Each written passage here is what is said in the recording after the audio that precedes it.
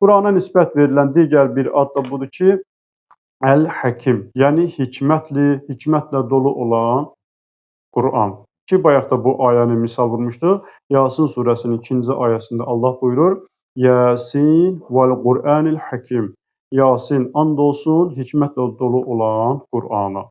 Bu ayədə Qur'ana Əl-Həkim sifəti nisbət verilir, yəni hikmətlə dolu olan Qur'an. Bu sifəti biz təhlil etdikdə, bu sifətə diqqət etdikdə, əslində bir çox məsələlərə biz cavab tapmış oluruq. Bəzən biz görürük ki, bəzi insanlar Qur'ana hətta irad şəklində buyurur ki, Qur'anda niyə bu belədir, niyə haram buyurulub, niyə bu vacibdir? Yəni irad şəklində niyə mənalarını, yəni niyə ifadələrini işlədir ki, bunun mənasını mən başa düşmürəm, bu niyə belədir?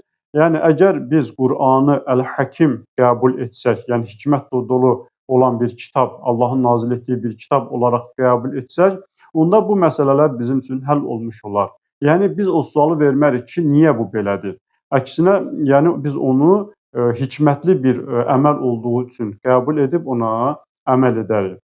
Yəni əgər biz bir məsələnin həqiqətini bilmiriksə, o mənaya gəlmir ki, biz onu da inkar edək və yaxud da ki, qəbul etməyək.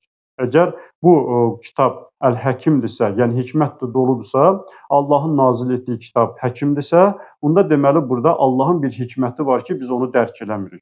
Və bu o mənaya gəlmir ki, biz onu inkar eləyək, qəbul etməyək. Bu məsələ Əl-Həkim sifəti ilə bizim üçün aydın olur ki, həmin əməldə əlbəttə Allahın bir hikməti var, biz onu dərk eləmirik.